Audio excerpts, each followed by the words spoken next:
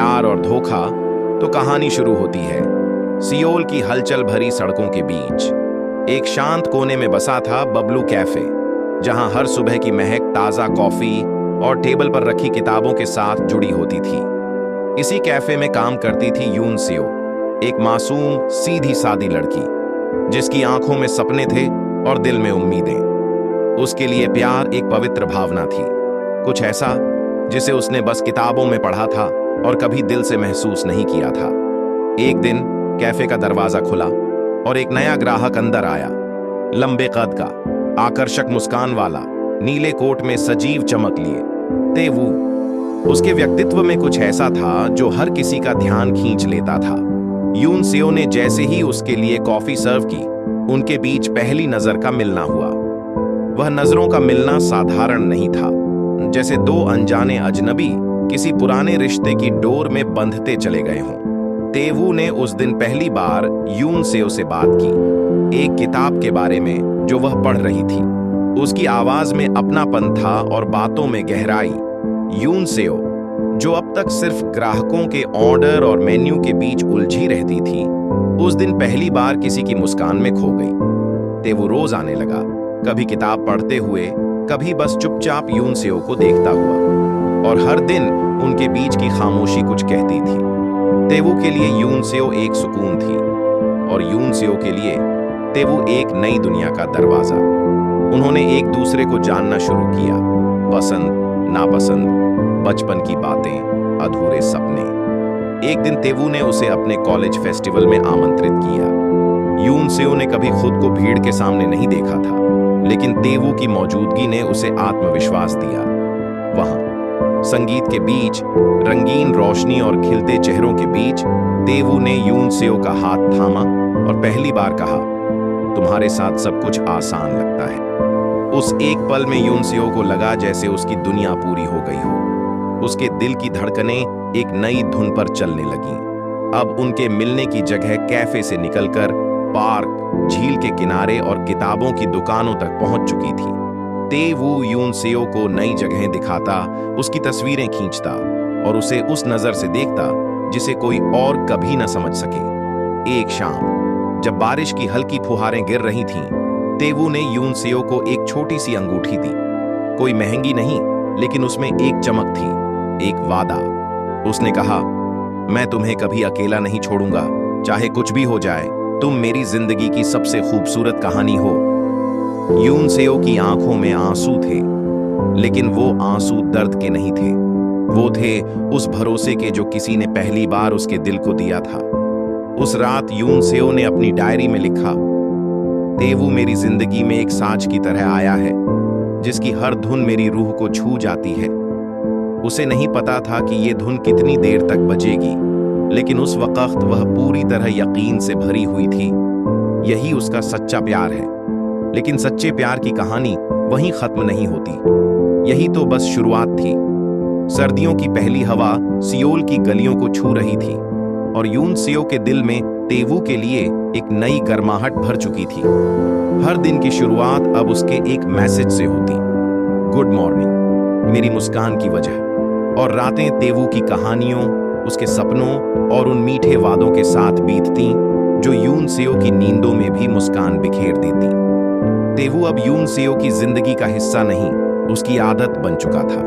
वह हर शाम उसे उसके काम से लेने आता, रास्ते में उसकी पसंद की कॉफी लाता और चलते चलते उसका हाथ पकड़कर बिना कुछ कहे उसकी आंखों में झांकता, मानो कह रहा हो, तुम मेरी हो। यून सियो इन छोटी छोटी बातों में सच्चा प्यार ढूंढने लगी थी। उसे लगता था अगर ये सपना है तो वो कभी नहीं जागना चाहती। एक दिन तेवू ने यून सियो को एक खास जगह पर बुलाया, हान नदी के किनारे, जहां शाम का सूरज पानी में अपना रंग घोल रहा था। वहां एक छोटी सी नाव के ऊपर सर्द हवा और हल्की रोशनी के बीच तेवू ने यून सियो का हाथ थामा और बहुत ही सादगी से कहा, मैं तुमसे शादी करना चाहता हूं, लेकिन अभी नहीं, पहले मैं कुछ बनना चाहता हूं, तुम्हारे काबिल। यून सियो की आंखें भर आईं। उसने कुछ नहीं कहा, बस अपना सिर झुकाकर उसकी बात को हामी में बदल दिया। वहीं उस रात तेवू ने जेब से एक छोटा सा पेंडेंट निकाला, दिल के आकार में बना एक लॉकेट जिसमें लिखा था ओनली यू। उसने वो यूनसेओ की गर्दन में पहनाते हुए कहा, जब भी ये देखोगी याद रखना मेरा दिल तुम्हारे पास है। यूनसेओ ने उस पल को अपनी सांसों में बसा लिया। उस रात आसमान साफ था और यूनसेओ के सपनों में सिर्फ एक नाम गूंजता रहा, तेवू। इसके बाद उनके रिश्ते में जैसे एक नई शुरुआत हुई। वे साथ मिलकर भविष्य की योजनाएं बनाने लगे। कहाँ रहेंगे, शादी कैसे होगी, कितने बच्चे चाहेंगे, सब कुछ एक परियों की कहानी जैसा लगने लगा। यूनसेओ ने पहली बार अपने घर में भी तेवू की तस्वीर रखी। वह अपने दोस्तों से कहने लगी, वो बस एक लड़का नहीं है, वो मेरा भविष्य है। तेवू ने वादा किया था, मैं तुम्हें कभी रुलाऊंगा नहीं, और यूनसेओ ने पूरे दिल से उस वादे पर विश्वास कर लिया था। उसे तेवू की हर बात सच्ची लगती थी, जैसे वो कोई झूठ बोल ही नहीं सकता। वो कहता, अगर तुम्हें कभी तकलीफ हुई तो वो मेरी हार होगी, और यूनसेओ मुस्कुराकर उसके कंधे पर सिर रख देती। उसका भरोसा अटूट था। तेवू के लिए उसने अपने दिल के दरवाजे खोल दिए थे, बिना किसी शर्त, बिना किसी सवाल के। वो नहीं जानती थी कि कभी कभी वादे भी धोखा दे जाते हैं, लेकिन उस समय यूनसेओ के लिए तेवू ही उसका सच था, उसका सपना था और उसका सब कुछ। उसने नहीं सोचा था कि जो हाथ वादा निभाने को थामा गया था, वही हाथ एक दिन उसे अकेला छोड़ जाएगा। वसंत का मौसम आ गया था। सियोल की गलियों में चेरी ब्लॉसम के फूल खिल उठे थे और हवा में एक मीठी सी खुशबू घुली हुई थी। लेकिन यूनसेओ की जिंदगी में अब धीरे धीरे कुछ बदलने लगा था, कुछ ऐसा जो नजरों से नहीं लेकिन दिल से महसूस हो रहा था। तेवू अब पहले जैसा नहीं रहा। वह अब पहले की तरह हर सुबह गुड मॉर्निंग नहीं कहता था। कॉल्स छोटी हो गई थी। मैसेजेस में से पहले जैसा प्यार गायब होने लगा था। यूनसेओ ने जब पहली बार महसूस किया कि कुछ तो ठीक नहीं है, तो उसने खुद को समझाया, शायद वो थका हुआ है, काम में व्यस्त है। लेकिन दिल के किसी कोने में एक डर पनपने लगा था। अब तेवू मिलने कम आने लगा था। जहां पहले वो हर शाम कैफे के बाहर इंतजार करता था, अब यूनसेओ को अकेले लौटना पड़ता था। जब वह पूछती, क्या हुआ, तो वो हंसकर टाल देता, बस थोड़ा बिजी हूं, प्रोजेक्ट चल रहा है। यूनसेओ हर बार उस हंसी पर भरोसा कर लेती, क्योंकि उसने उसे चाहा था पूरी सच्चाई से। एक शाम यूनसेओ ने अचानक उसे उसी कैफे के पास देखा, पर उसके साथ कोई और लड़की थी। दोनों की नजदीकियां, उनकी मुस्कानें और वो हाथ में हाथ डाले बैठे थे, उन सब ने यूनसेओ का दिल जैसे चीर दिया। उसका शरीर जड़ हो गया, आवाज निकलना बंद हो गई। वो बस वहां से चुपचाप लौट गई, बिना कुछ कहे, बिना कुछ पूछे। उस रात यूनसेओ ने अपने कमरे में बैठकर खुद से एक ही सवाल पूछा, क्या वो प्यार झूठ था? उसके दिल में तूफान था, पर बाहर सन्नाटा। वो तेवू से बात करना चाहती थी, उससे पूछना चाहती थी कि क्यों, लेकिन वो डर रही थी कहीं जवाब सुनने लायक न निकले। अगले दिन उसने हिम्मत करके उसे कॉल की। घंटियां जाती रहीं, लेकिन कोई जवाब नहीं आया। उस शाम वह फिर उसी जगह गई जहां कभी उसने ओनली यू वाला पेंडेंट पहना था। हाथ में वही लॉकेट था, लेकिन अब उसकी चमक फीकी लग रही थी। यूनसेओ के आंसू खुद ब खुद बहते जा रहे थे। वो उन वादों को याद कर रही थी जो तेवू ने बिना झिझक किए कहे थे। एक हफ्ते बाद तेवू मिला, लेकिन अब उसमें पहले जैसी गर्माहट नहीं थी। उसका चेहरा सपाट था और आवाज में कोई एहसास नहीं था। उसने बस इतना कहा, मुझे लगा हम ज्यादा सीरियस हो गए, मैं अब आजादी चाहता हूँ, मुझे माफ करना। यूनसेओ उसे देखती रही, जैसे किसी अजनबी को पहली बार देख रही हो। जो शख्स कभी उसके दिल की धड़कनों का हिस्सा था, आज वो बिना पछतावे के सब खत्म कर गया। वो गया, लेकिन अपने पीछे छोड़ गया टूटे हुए सपने, झूठे वादे और एक भरोसे का मलबा। उस दिन यूनसेओ ने सीखा, कभी कभी प्यार सिर्फ महसूस नहीं किया जाता, बल्कि सहा भी जाता है। और सबसे बड़ा घाव वो होता है जो किसी अपने के दिए वादों से बनता है। तेवू के उस आखिरी शब्दों के बाद यूनसेओ की जिंदगी जैसे थम गई थी। उसका कमरा, जहां कभी उसकी हंसी गूंजती थी, अब सिसकियों की आवाज से भर गया था। दीवारों पर लगी वो तस्वीरें जिनमें तेवू के साथ की यादें थीं, अब उसे काटने लगी। हर कोना, हर चीज, हर खामोशी, सब उसे तेवू की याद दिलाने लगे। यूनसेओ ने कई बार वो लॉकेट हाथ में लेकर देखा, अब एक झूठा वादा बन चुका था। उसने उसे उतार कर दराज में रख दिया, लेकिन दिल से निकालना आसान नहीं था। किसी को इतना चाहने के बाद अचानक उसके ना होने को स्वीकार कर पाना किसी युद्ध से कम नहीं था। दफ्तर में भी यून सेओ अब पहले जैसी नहीं रही। जहां कभी उसकी मौजूदगी रोशनी लाती थी, अब वो चुपचाप अपनी सीट पर काम करती, बिना किसी से ज्यादा बात किए। उसकी आंखों के नीचे काले घेरे बढ़ते जा रहे थे और दिल की हालत चेहरे पर साफ झलकने लगी थी। रातों को नींद आना अब बीते जमाने की बात हो चुकी थी। यून सेओ करवटें बदलती रहती, फोन उठाकर पुरानी चैट्स पढ़ती और हर बार जब आई लव यू जैसे शब्द सामने आते वो रो पड़ती। वो खुद से सवाल करती, क्या मैं ही काबिल नहीं थी? क्या मेरा प्यार ही कमजोर था? और हर सवाल के जवाब में सिर्फ खामोशी मिलती। एक दिन हिम्मत करके वो उसी जगह गई जहां तेवू ने उससे शादी की बात की थी, हान नदी का वो किनारा। वहां बैठकर उसने खुद को फिर से टटोलना शुरू किया। वही पानी, वही हवा, वही पेड़, लेकिन सब कुछ अब अलग लग रहा था। अब वो उस मासूम लड़की जैसी नहीं थी जो बिना शर्त भरोसा कर बैठी थी। उसने खुद से वादा किया, मैं टूट सकती हूँ लेकिन खत्म नहीं होंगी। उस दिन पहली बार उसने आंसू नहीं बहाए। उसने सिर उठाकर आसमान की तरफ देखा और गहरी सांस ली, जैसे अपने दर्द को हवाओं के हवाले कर रही हो। यून सेओ ने अगले दिन अपनी डायरी खोली। उसमें पहला पन्ना लिखा, अब से मेरी कहानी शुरू होती है। उसने अपनी जिंदगी को फिर से सजाने का फैसला किया।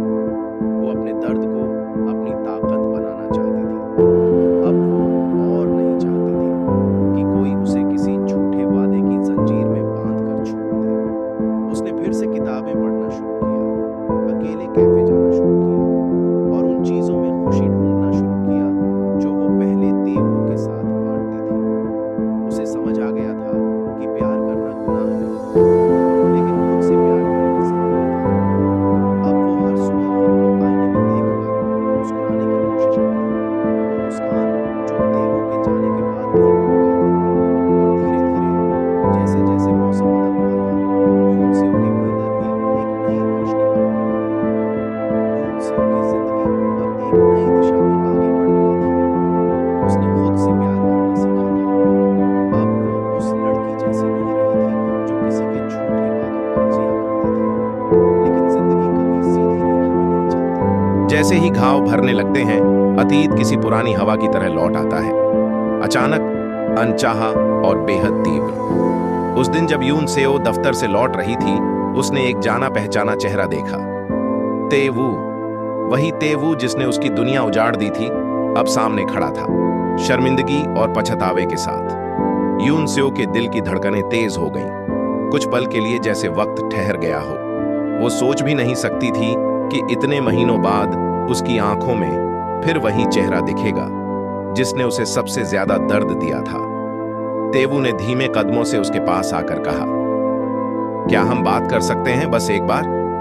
यून सेओ के अंदर तूफान उठ रहा था, लेकिन उसका चेहरा शांत था। उसने गहरी सांस ली और कहा, अब क्या बचा है कहने को? उन्होंने पास के एक पार्क में जाकर बैठने का फैसला किया, वहीं जहां वो कभी 7 घंटों बातें किया करते थे। इस बार बातें भारी थीं, सन्नाटे में डूबी हुईं। तेवू ने कहा, मैं डर गया था यून सेओ। मेरे परिवार ने तुम्हारे खिलाफ बहुत कुछ कहा। करियर, पैसे, प्रतिष्ठा, सब कुछ मेरे सिर पर हावी हो गया। मैं उस समय कमजोर था, लेकिन अब मैं समझ चुका हूं कि मैंने क्या खोया है। यून सेओ उसकी आंखों में देखती रही, वही आंखें जो कभी उसे प्यार से देखा करती थीं, आज उनमें अपराध बोध था। उसने जवाब दिया, तुम्हारा डर मेरे भरोसे से बड़ा था। तुमने मेरा हाथ तब छोड़ा जब मुझे तुम्हारी सबसे ज्यादा जरूरत थी। तुम्हारे चले जाने से मेरा दिल टूटा, लेकिन मैंने खुद को फिर से जोड़ा, अपने दम पर। अब मैं उसी लड़की की तरह नहीं हूं जिसे तुमने पीछे छोड़ा था। तेवू की आंखों में आंसू थे। उसने कहा, मैं फिर से सब कुछ ठीक करना चाहता हूं। क्या हम फिर से शुरू कर सकते हैं? यून सेओ की आंखें भर आईं, लेकिन इस बार वो आंसू कमजोरी के नहीं थे, वो उसके अंदर की ताकत का प्रतीक थे। उसने कहा, माफ करना आसान है, लेकिन भूलना नहीं। मैं तुम्हें माफ कर सकती हूं तेवू, लेकिन अब मैं खुद के साथ खड़ी हूं। मुझे किसी सहारे की जरूरत नहीं। खासकर उस इंसान की जो मुश्किल समय में भाग गया। तेवू चुप रहा। वो जान गया था कि उसने यूनसेओ को खो दिया है, हमेशा के लिए। यूनसेओ उठी और बिना पीछे देखे चल पड़ी। उसका दिल भारी था, लेकिन आत्मा हल्की, जैसे किसी अधूरी कहानी को बंद करके कोई नया अध्याय शुरू कर रही हो। रास्ते में चलते हुए यूनसेओ के चेहरे पर हल्की मुस्कान थी। वो जानती थी कि अतीत लौट सकता है, लेकिन उसे फिर से कैद नहीं कर सकता। उसने खुद को साबित कर दिया था। प्यार का मतलब सिर्फ साथ होना नहीं होता, बल्कि जब कोई तुम्हें छोड़ जाए तब भी खुद से प्यार करते रहना होता है। उस रात यूनसेओ ने अपनी डायरी में लिखा, मैंने उसे माफ किया, लेकिन खुद को भुलाने के लिए नहीं। मैं अब जिंदगी से डरती नहीं, क्योंकि मैंने खुद को पा लिया है।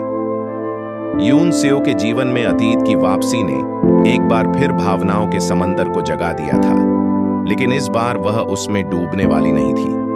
उसने खुद को संभालना सीख लिया था। अब वह टूटी नहीं, बल्कि और मजबूत बनकर उभरी थी। लेकिन जिंदगी सिर्फ पुराने पन्नों को बंद करना नहीं, बल्कि नए अध्यायों की शुरुआत करना भी है। और ऐसा ही एक नया अध्याय यूनसेओ की जिंदगी में धीरे धीरे दस्तक देने वाला था। वो दिन एक आम दिन की तरह शुरू हुआ था। यूनसेओ अपनी फेवरेट किताब कैफे में बैठकर पढ़ रही थी। उसे किताबों से प्यार था, शायद इसलिए कि किताबें कभी झूठे वादे नहीं करती। तभी एक अनजानी आवाज ने उसका ध्यान खींचा। क्या आप ये किताब पढ़ रही हैं? ये मेरी भी फेवरेट है। यूनसेओ ने सर उठाया और सामने एक शालीन, आत्मविश्वासी चेहरा देखा। हाइन वू एक सॉफ्टवेयर इंजीनियर और ललित कला का शौकीन, कैफे का नया नियमित ग्राहक था। उसकी आंखों में ईमानदारी थी और मुस्कुराहट में सुकून। यूनसेओ ने हल्के से मुस्कुराते हुए जवाब दिया, हाँ, ये किताब मुझे हर बार कुछ नया सिखा देती है। उस दिन दोनों की बातचीत यहीं से शुरू हुई, किताबों से लेकर संगीत और जिंदगी की छोटी छोटी बातों तक। हफ्तों तक वो दोनों यूं ही मिलते रहे, कभी किताबों पर चर्चा, तो कभी कॉफी के कप के साथ जिंदगी की कहानियां। हाइन वू बहुत अलग था। वो जरूरी नहीं समझता था, हर चीज पर राय देना, बस सुनना जानता था। यूनसेओ को पहली बार महसूस हुआ कि किसी के साथ चुप रहना भी सुखद हो सकता है। एक शाम जब दोनों नदी के किनारे बैठे थे, हाइन वू ने कहा, तुम्हारी आंखों में एक गहराई है, जैसे तुमने बहुत कुछ देखा है, सहा है, लेकिन अब वहां एक चमक भी है, जैसे तुमने खुद को फिर से गढ़ा है। यूनसेओ थोड़ी देर चुप रही, फिर बोली, मैंने खुद को खोया भी है और पाया भी। अब मैं किसी और के भरोसे नहीं जीती, मैं अब अपनी कहानी खुद लिखती हूँ। उस दिन के बाद हाइन वू और यूनसेओ की मुलाकातें बढ़ने लगीं। लेकिन ये कोई परियों जैसी कहानी नहीं थी। इसमें जल्दीबाजी नहीं थी, कोई वादा नहीं था, बस साथ चलने की इच्छा थी। यूनसेओ को अब किसी से हमेशा साथ रहने का आश्वासन नहीं चाहिए था। उसे चाहिए था कोई जो उसके आज में साथ चले, बिना शर्त, बिना डर के। धीरे धीरे यूनसेओ के चेहरे पर फिर से हंसी लौटने लगी। वह फिर से अपने काम में मन लगाने लगी, दोस्तों के साथ वक्त बिताने लगी। उसने एक छोटी सी चित्रकला की प्रदर्शनी भी लगाई, जिसमें हाइन वू उसकी सबसे पहली तारीफ करने वाला व्यक्ति बना। एक दिन हाइन वू ने पूछा, अगर मैं तुम्हारे साथ एक कहानी शुरू करना चाहूं, धीरे, बिना जल्दबाजी के, क्या तुम तैयार हो? यूनसेओ मुस्कुराई और बोली, शायद कहानी शुरू करने से पहले कुछ पन्ने खुद से लिखने हैं, लेकिन अगर तुम साथ रहो तो शायद सफर आसान हो जाए। उस दिन यूनसेओ ने डायरी में लिखा, मैं फिर से किसी की आंखों में देख सकी, बिना डरे। शायद प्यार फिर से लौट रहा है, इस बार धीरे, सच्चाई के साथ। यूनसेओ ने अपने जीवन में एक नई शुरुआत की थी। हाइन वू के साथ उसकी मुलाकातें अब सिर्फ दोस्ती से कहीं ज्यादा हो चुकी थी। उनका रिश्ता धीरे धीरे एक सच्चे और मजबूत संबंध की ओर बढ़ रहा था। हाइन वू ने उसे बिना किसी उम्मीद के, बिना किसी वादे के साथ चलने का मौका दिया था, और यूनसेओ ने भी अपने दिल को फिर से खोलने का फैसला किया था। लेकिन जैसे ही वो आगे बढ़ रही थी, पुराने घाव उसे फिर से सताने लगे थे। क्या उसने अपने दिल को पूरी तरह से छोड़ दिया था? क्या वह सच में हाइन वू को बिना अतीत के देख सकती थी? एक दिन शाम को जब हाइन वू और यूनसेओ पार्क में टहल रहे थे, यूनसेओ के मन में पुराने दिन फिर से उभरने लगे। वह उन लम्हों को महसूस करने लगी जब तेवू ने उसे धोखा दिया था। वो विचार, वो दर्द, वो निराशा जैसे उसकी आत्मा को जकड़े हुए थे। उसके भीतर डर था कि कहीं वो फिर से उसी दर्द से नहीं गुजरने लगेगी। हायन वू ने जैसे ही देखा कि यून सेओ थोड़ी चुप हो गई, उसने धीरे से पूछा, क्या तुम ठीक हो? तुम्हारी आंखों में कुछ था, कुछ ऐसा जो शायद तुम मुझसे छुपा रही हो। यून सेओ ने एक गहरी सांस ली और धीमे से कहा, मैं ठीक हूं, बस कभी कभी अतीत से जुड़े घाव फिर से हरा हो जाते हैं। मैं तुमसे झूठ नहीं बोलना चाहती हायन वू, मैं तुम्हारे साथ हूं, लेकिन कभी कभी डर जाती हूं कि मैं फिर से उसी दर्द में न फंस जाऊं। क्या तुम समझ पा रहे हो? हायन वू कुछ देर चुप रहा, फिर उसने अपना हाथ उसकी तरफ बढ़ाया। तुम मुझे अपना विश्वास दे सकती हो यून सेओ, मैं तुम्हें कभी किसी भी तरह का दुख नहीं पहुंचाऊंगा, लेकिन अगर तुम्हारे दिल में किसी भी तरह का डर है तो उसे मुझसे साझा करो, मैं तुम्हारे साथ हूं। यून सेओ को उसकी बातों में सच्चाई महसूस हुई, लेकिन उसके अंदर का डर खत्म नहीं हो रहा था। वह डर नहीं चाहती थी, लेकिन अतीत के साए हमेशा उसके साथ रहते थे। फिर उसने जो कहा वह उसके दिल की गहरी उलझन थी। मैं तुमसे बहुत प्यार करती हूं हायन वू, लेकिन क्या तुम कभी महसूस नहीं करते कि मेरी भावनाएं अधूरी हैं? क्या तुम कभी मेरे अतीत से डरते नहीं हो? हायन वू ने सिर झुका लिया। फिर उसने कहा, नहीं, मुझे तुम्हारा अतीत डराता नहीं है। तुम्हारा अतीत तुम्हारा हिस्सा है और मैं उसे स्वीकार करता हूं। तुम जैसी हो वैसी ही मुझे तुम्हें पसंद है। हम दोनों की जिंदगियां अलग अलग रही हैं, लेकिन मैं इसे हमारे बीच की दीवार नहीं बनने दूंगा। यून सेओ को महसूस हुआ कि हायन वू उसकी जटिलता और डर को बिना जज किए समझ रहा था। उसकी बातें जैसे उसकी आत्मा को छू रही थीं। वह डर धीरे धीरे कम होने लगा, लेकिन फिर भी अतीत की यादें उसे कभी कभी परेशान करती। अगले कुछ दिनों में हायन वू ने यून सेओ को दिखाया कि वह सिर्फ उसके अतीत को नहीं, बल्कि उसे पूरी तरह से समझता है। उन्होंने उसके डर को छोटे छोटे कदमों में तोड़ा, एक साथ घूमने जाना, उसके पसंदीदा गाने सुनना, कभी एक दूसरे की पसंद के बारे में बातें करना। धीरे धीरे यून सेओ ने महसूस किया कि हायन वू उस प्यार को नहीं चाहता जो उसे कभी किसी ने जबरदस्ती दिया था, बल्कि वह उसे उस रूप में चाहता था जैसा वह सच में थी, एक लड़की जो अपने दर्द और डर को साझा करने का साहस रखती थी। एक शाम जब दोनों नदी के किनारे बैठे थे, हायन वू ने कहा, यून सेओ, कभी कभी पुराने घाव हमें इस तरह से बदल देते हैं कि हम नए रिश्तों में भी डरने लगते हैं। लेकिन मुझे यकीन है हम दोनों अपनी जिंदगी को फिर से एक साथ जी सकते हैं। तुम मुझे अपना डर दिखाओ और मैं तुमसे अपने डर साझा करूंगा। यून सेओ ने उसकी आंखों में देखा और धीरे से कहा, मैं तुमसे डर नहीं रही हूं हायन वू, मुझे सिर्फ ये डर है कि क्या मैं फिर से उसी दर्द में फंस जाऊंगी, लेकिन तुम्हारे साथ मैं इस डर को छोड़ सकती हूं। हायन वू ने मुस्कुराते हुए उसका हाथ थाम लिया। उस पल में यून सेओ को समझ में आ गया, उसे और हायन वू को एक दूसरे के साथ रहने के लिए अतीत की बाधाओं को पार करना होगा। लेकिन इस बार वह अकेले नहीं थी, और यह नई शुरुआत अब उसकी अपने डर और घावों के बावजूद पूरी तरह से सच्ची थी। यून सेओ और हायन वू के बीच का रिश्ता अब धीरे धीरे और मजबूत हो रहा था। दोनों ने एक दूसरे के साथ समय बिताना शुरू कर दिया था, और हायन वू ने उसे यह महसूस कराया था कि वह अतीत को अपने वर्तमान में नहीं घुसने देगा। हालांकि यून सेओ का दिल अब भी अतीत की छाया से मुक्त नहीं हो सका था। वह जानती थी कि उसे अपने डर को पार करना होगा, लेकिन कभी कभी अतीत वापस लौटकर उसकी दुनिया में तूफान मचा देता था। और एक दिन वही तूफान उसकी जिंदगी में फिर से आया।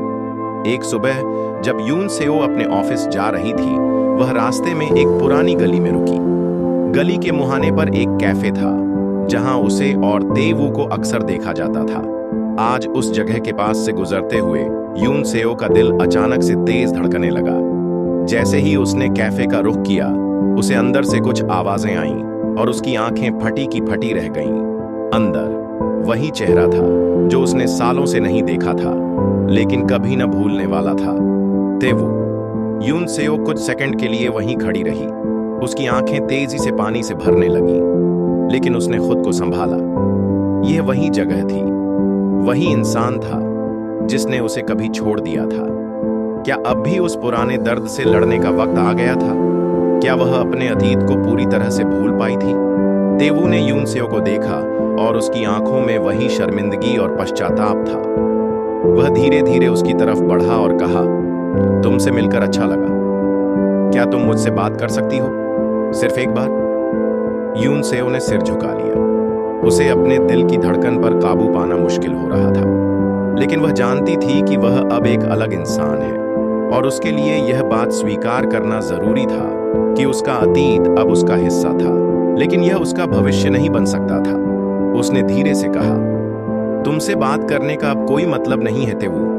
मुझे तुम्हारे शब्दों और तुम्हारी बातें याद नहीं हैं, क्योंकि अब मेरे पास अपना रास्ता है और वह तुमसे अलग है। तेवू की आंखों में और भी गहरी पश्चाताप की लकीरें खींच गईं। वह धीरे से बोला, मैं जानता हूं मैंने तुम्हारा दिल तोड़ा, लेकिन क्या तुम मुझे एक मौका दोगी खुद को समझाने का?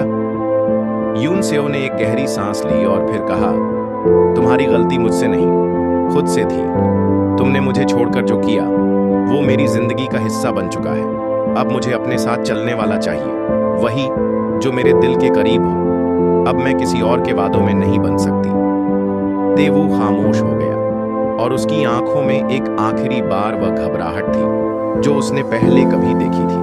वह जानता था कि उसकी यात्रा अब खत्म हो चुकी थी, लेकिन यूनसेओ ने अपने डर को पार किया था। वह अब उस दर्द से मुक्त हो चुकी थी और उसने अपना भविष्य खुद लिखा था। जैसे ही यूनसेओ वहां से चलने लगी, उसकी आंखों में आत्मविश्वास था। उसे पता था कि अतीत कभी पूरी तरह से नहीं जाएगा, लेकिन वह अब उसे अपने वर्तमान और भविष्य पर हावी नहीं होने देगी। हायन वू की यादों में उसे एक नई उम्मीद मिल चुकी थी, एक ऐसा प्यार जिसे वह सच में चाहती थी। दूसरी ओर हायन वू, जो यूनसेओ का इंतजार कर रहा था, जब उसे देखा तो उसने धीरे से पूछा, क्या सब ठीक है? यूनसेओ ने उसकी ओर देखा और मुस्कुराई। हाँ, अब सब ठीक है। मैंने अपने अतीत का सामना किया और उसे स्वीकार किया। अब हम दोनों को आगे बढ़ने का मौका मिला है। हायन वू ने उसकी ओर बढ़कर उसका हाथ थाम लिया। मैं तुम्हारे साथ हूं, यूनसेओ, हमेशा। उसकी आंखों में सच्चाई थी और यूनसेओ ने महसूस किया कि वह फिर से सुरक्षित थी। अतीत अब उसका हिस्सा था, लेकिन उसे अब इससे कोई डर नहीं था। उसका भविष्य हायन वू के साथ था और यह एक नई शुरुआत का संकेत था। यूनसेओ और हायन वू के बीच का रिश्ता अब एक नए मोड़ पर था। अतीत के दर्द और झूठे वादों से छुटकारा पाने के बाद दोनों ने एक नई शुरुआत की थी। हायन वू ने उसे हर कदम पर समर्थन दिया था और यूनसेओ ने अब अपने दिल में उसे पूरी तरह से जगह दी थी। लेकिन जैसे ही उनका रिश्ता एक नई दिशा में बढ़ रहा था, सामने एक नई चुनौती खड़ी हो गई थी जो उनके बीच की दूरी को बढ़ा सकती थी। एक दिन यूनसेओ को एक कॉल आया। कॉल पर एक अजनबी आवाज थी जिसने कहा, मैं तेवू का दोस्त हूं। वह अस्पताल में है और उसकी हालत गंभीर है। वह तुमसे मिलना चाहता है। यह खबर सुनकर यूनसेओ का दिल थम गया। उसे नहीं पता था कि उसे क्या करना चाहिए।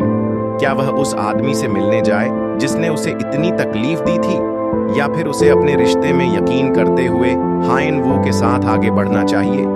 हायन वू ने उसे देखा और समझा कि वह कंफ्यूज है।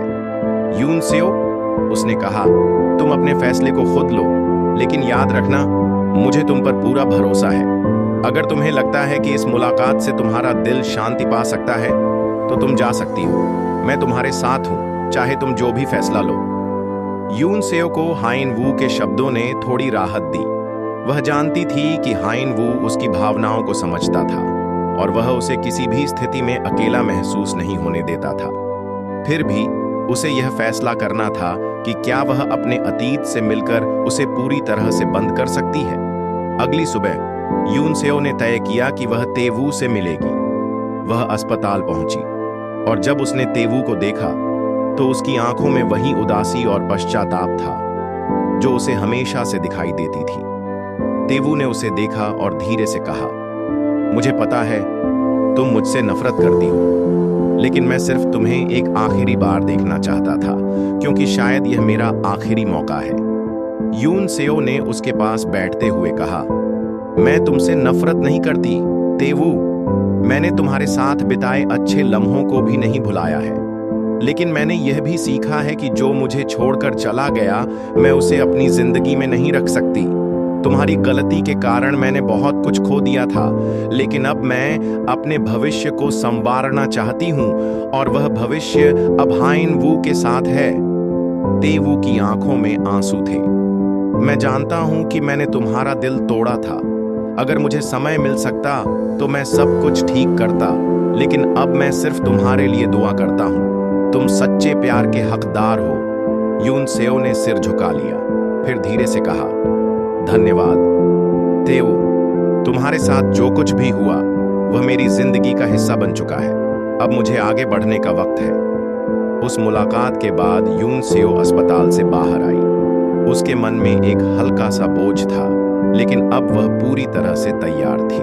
वह जानती थी कि उसने अपने अतीत को सुलझा लिया था, और अब वह अपने भविष्य के साथ आगे बढ़ने के लिए पूरी तरह से तैयार थी। जब वह अस्पताल से बाहर निकली तो हाइन वू उसके सामने खड़ा था। उसकी आंखों में पूरी समझ थी। क्या तुम ठीक हो? हाइन वू ने पूछा। यून सेओ ने मुस्कुराते हुए कहा, अब सब ठीक है। मैंने अपने अतीत से मिलकर उसे पूरी तरह से अलविदा कह दिया है, और अब मैं सिर्फ हमारे भविष्य के बारे में सोच रही हूं। हाइन वू ने उसकी ओर बढ़कर उसका हाथ पकड़ा और कहा, तुम्हारे साथ मैं हर मुश्किल का सामना करने के लिए तैयार हूं। हम दोनों अब किसी भी अतीत को अपनी राह में नहीं आने देंगे। दोनों एक दूसरे की आंखों में देखे और समझ गए कि उनका रिश्ता अब और भी मजबूत हो चुका था। उन्होंने अतीत के घावों को पूरी तरह से ठीक कर लिया था, और अब उनकी जिंदगी एक नई दिशा में जा रही थी। उन्हें एक दूसरे का प्यार और समर्थन मिल चुका था, और यही उनके रिश्ते की सबसे बड़ी ताकत थी। अब जब उन्होंने एक दूसरे के साथ कदम बढ़ाए तो उन्हें यह महसूस हुआ कि सच्चा प्यार वही होता है जो हमें अपने अतीत को स्वीकार करने के बाद मिलता है। यही वह प्यार था जो यून सेओ और हाइन वू को एक दूसरे के करीब लाया था। अब उनका भविष्य उज्जवल था, और उनके सामने कोई भी चुनौती न थी, क्योंकि उनका प्यार मजबूत था और उनका आत्मविश्वास बुलंद था। यून सेओ और हाइन वू के रिश्ते में अब एक नई ताकत थी, जो उन्हें अतीत के बोझ से मुक्त करके भविष्य की ओर बढ़ने के लिए प्रेरित कर रही थी। दोनों ने अपने जीवन को एक नई दिशा में मोड़ लिया था, और इस नए अध्याय की शुरुआत के लिए वे पूरी तरह तैयार थे। हालांकि इस बीच कुछ चीजें थीं जो उनकी राह में आ सकती थीं। क्या यह रिश्ता सच में उतना सशक्त था जितना वे सोच रहे थे? कुछ दिनों बाद यून सेओ और हाइन वू एक छोटे से कैफे में बैठकर अपने भविष्य की योजनाओं पर चर्चा कर रहे थे। यून सेओ ने अपनी आंखों में एक नई चमक के साथ कहा, मैंने कभी सोचा नहीं था कि एक दिन मैं अपनी जिंदगी को फिर से शुरू कर पाऊंगी। तुमसे मिलने से पहले मुझे लगता था कि मेरे पास और कुछ नहीं बचा है, लेकिन अब मैं महसूस करती हूं कि हमारी जिंदगी में हर दिन एक नया अवसर होता है। हाइन वू ने उसकी बातों को ध्यान से सुना और मुस्कुराते हुए कहा, यून सेओ, तुम्हारा आत्मविश्वास अब पहले से कहीं ज्यादा मजबूत हो गया है। मुझे गर्व है कि तुमने अपने अतीत को स्वीकार किया और उसे छोड़ दिया। अब हम दोनों का भविष्य सिर्फ हमारे हाथों में है। यून सेओ की आंखों में एक नई उम्मीद की चमक थी। उसने एक गहरी सांस ली और कहा, लेकिन हाइन वू, मैं जानती हूं कि अतीत कभी पूरी तरह से नहीं जाता। मुझे लगता है कि हम दोनों को अपनी कहानी को खुद लिखने का पूरा हक है, लेकिन कभी कभी हमसे आगे कुछ ऐसा आ सकता है जो हमें फिर से कमजोर बना दे। हाइन वू ने उसकी बातें सुनी और उसके हाथ को थामते हुए कहा, हमारे पास एक दूसरे का प्यार और समर्थन है। जब तक हम साथ हैं, कोई भी परेशानी हमें अलग नहीं कर सकती। तुमसे मिलने के बाद मुझे यह एहसास हुआ कि सच्चे रिश्ते में सिर्फ प्यार नहीं होता, बल्कि एक दूसरे की पूरी समझ और विश्वास भी होना चाहिए। मैं हमेशा तुम्हारे साथ रहूंगा, चाहे कुछ भी हो। यून सेओ ने मुस्कुराते हुए कहा, तुम सही कहते हो हाइन वू, हमारा रिश्ता अब सिर्फ प्रेम पर आधारित नहीं है, बल्कि हम एक दूसरे के साथी हैं, और अब हम एक दूसरे के लिए अपनी जिंदगी का हर पल समर्पित करने के लिए तैयार हैं। इसके बाद दोनों ने एक दूसरे को गहरी नजर से देखा, और उनके दिलों में एक खास समझ थी। यह समझ थी कि उनका रिश्ता अब और भी गहरा हो चुका था, और वे दोनों इस नए सफर में एक दूसरे का हाथ पकड़कर चलेंगे। अतीत चाहे जैसे भी रहा हो, लेकिन उन्होंने अब उस पर काबू पा लिया था और उनकी जिंदगी का अगला कदम एक नए सूरज की तरह चमक रहा था। यून सेओ और हाइन वू का रिश्ता अब एक नई ऊंचाई पर पहुंच चुका था। उन्होंने अपने दिलों के हर कोने को एक दूसरे के साथ साझा किया था। दोनों जानते थे कि जिंदगी में कभी कभी मुश्किलें आती हैं, लेकिन जब किसी के पास सच्चा प्यार और विश्वास होता है तो कोई भी बाधा उन्हें तोड़ नहीं सकती। उनके रिश्ते में पहले जैसा दर्द नहीं था, बल्कि अब वहां केवल प्यार, समझ और एक दूसरे का साथ था। वे जानते थे कि उनका प्यार अब पहले से कहीं ज्यादा मजबूत था और उन्हें किसी और चीज की तलाश नहीं थी। उनके लिए यह सबसे बड़ी जीत थी। कुछ महीने बाद यून सेओ और हाइन वू ने एक साथ नए कदम उठाने की योजना बनाई। उन्होंने साथ मिलकर अपने सपनों को पूरा करने का फैसला किया और वे दोनों अब एक नई शुरुआत के लिए तैयार थे। यून सेओ ने अपनी पुरानी नौकरी छोड़ दी और हाइन वू के साथ एक नई परियोजना पर काम करने लगी। दोनों ने मिलकर एक छोटा सा व्यवसाय शुरू किया, जिसमें वे एक दूसरे के सपनों को साकार कर रहे थे। उनकी जिंदगी में अब कोई भी कठिनाई नहीं थी, क्योंकि उन्होंने एक दूसरे के साथ मिलकर हर चुनौती का सामना किया था। उनका प्यार अब किसी बाहरी प्रभाव से कमजोर नहीं पड़ने वाला था। उन्होंने यह साबित कर दिया कि सच्चा प्यार वही होता है जो हमें सच्ची समझ और एक दूसरे के विश्वास से मिलता है। कि इस अंतिम क्षण में यून सेओ और हाइन वू ने अपनी जिंदगी के सबसे महत्वपूर्ण फैसले को साथ लिया था। वे जानते थे कि जीवन के हर मोड़ पर चुनौतियां होंगी, लेकिन वे अब किसी भी स्थिति में अकेले नहीं थे। उनके पास एक दूसरे का साथ था और यही उनका सबसे बड़ा खजाना था। इस यात्रा में उनके पास केवल एक ही उद्देश्य था, एक दूसरे का साथ निभाना, और यह सफर हमेशा के लिए जारी रहेगा। आपको कहानी कैसी लगी? कमेंट में जरूर बताना। इसी तरह की प्यार भरी स्टोरी देखने के लिए वीडियो को लाइक और चैनल को सब्सक्राइब करें।